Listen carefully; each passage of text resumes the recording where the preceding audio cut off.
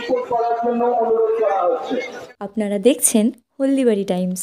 West Bengal state council for school গেমসের পরিচালিত ৬৮তম রাজ্য ভলিবল অনূর্ধ্ব ১৭ বালিকা বিভাগে আয়োজক হুগলি জেলা দলকে হারিয়ে চ্যাম্পিয়ন কোচবিহার জেলা।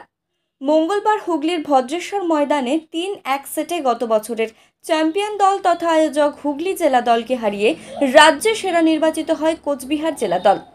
কোচবিহার জেলা দল প্রথম দুটি সেট ২৫-২৩ ও ২৫-১৯ জিতলেও ২২-২৫ পয়েন্টে তৃতীয় সেটটি হেরে যায়, কিন্তু চতুর্থ সেটে তারা আবার কামব্যাক করে এবং ২৫-১৮ পয়েন্টে আয়োজক হুগলি জেলা দলকে হারিয়ে চ্যাম্পিয়ন হয়। উল্লেখ্য, কোচবিহার জেলার হয়ে প্রতিনিধিত্বকারী পুরো দলটি দেওয়ানগঞ্জ হাই স্কুলের ছাত্রীদের নিয়ে তৈরি। রাজ্য দলের জন্য প্রাথমিক ট্রায়ালে দেওয়ানগঞ্জ হাই স্কুলের ৬ জন প্লেয়ার জায়গা করে নিয়েছে। তারা হলেন তনুশ্রী রায়, মল্লিকা রায়, পূজা রায়, তনুশ্রী রায়, শিউলি রায় সরকার, জয়া রায়। টিমের কোচ ও ম্যানেজার যথাক্রমে তাপস রায় ও ধ্রুব দেব অধিকারী জানান, প্রথমবার অংশগ্রহণ করে চ্যাম্পিয়ন হয়ে ভালো লাগছে। সকল ছাত্রীকে স্পোর্ট করার জন্য অনুরোধ করা হচ্ছে।